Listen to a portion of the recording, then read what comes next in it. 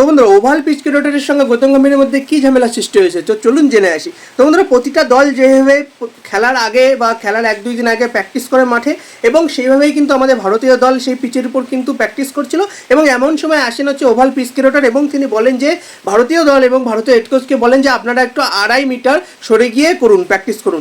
তো এখানেই মূলতভাবে ঝামেলাটা সৃষ্টি হয় যে এইভাবে কোনো পিচ ক্রিকেটার আজ পর্যন্ত বলে না। এবং দ্বিতীয়ত বন্ধুরা আরেকটা পয়েন্ট হচ্ছে যে আইস বক্সটা খুবই প্রয়োজন প্রতিটা দলের জন্য, সেই আইস বক্সটা তিনি বলেন যে এখানে এই আইস বক্স রাখা যাবে না, আপনারা একটু সরে গিয়ে আইস বক্স রাখুন। তো তখন আমাদের গৌতম গম্ভীর যিনি তো প্রত্যেকটা অন্যায়ের বিরুদ্ধে কথা বলেন এবং তিনি সেইভাবেই একদম চটে ওঠেন ওভাল পিচ ক্রিকেটারের সঙ্গে, কিন্তু তিনি একটা ঝামেলার সৃষ্টি করেছেন এবং তাকে কতগুলো কটু কথা শোনান, এবং এটা স্বাভাবিক বন্ধুরা। আর আজ পর্যন্ত কোনো পিচ ক্রিকেটার এইভাবে ব্যবহার করেনি বা এইভাবে সাধারণত কোনো পিচ ক্রিকেটার এইভাবে বলে না, কিন্তু ওভাল পিচ ক্রিকেটার কিন্তু এই মন্তব্যগুলো করেছে। আর বন্ধুরা এই ছবিটা দেখুন, হ্যাঁ দেখলেন তো, এটা কিন্তু অ্যাশেজ 2023-এর আগেই কিন্তু এই ছবিটা তোলা হয়েছিল, এবং এখানে দেখা যাচ্ছে যে ব্র্যান্ডন ম্যাকলাম এবং ওভাল পিচ ক্রিকেটার খেলার ঠিক 48 ঘন্টা আগে পিচের উপর দাঁড়িয়ে রয়েছে এবং সেই জুতোর নিচে কিন্তু স্পার্ক আছে। হ্যাঁ, এখানে আপনাদের কি মন্তব্য এবার আপনারা বলুন, অবশ্যই কমেন্টে জানাতে ভুলবেন না। ভিডিওটা ভালো লাগলে অবশ্যই লাইক, শেয়ার এবং সাবস্ক্রাইব করতে ভুলবেন না। ধন্যবাদ।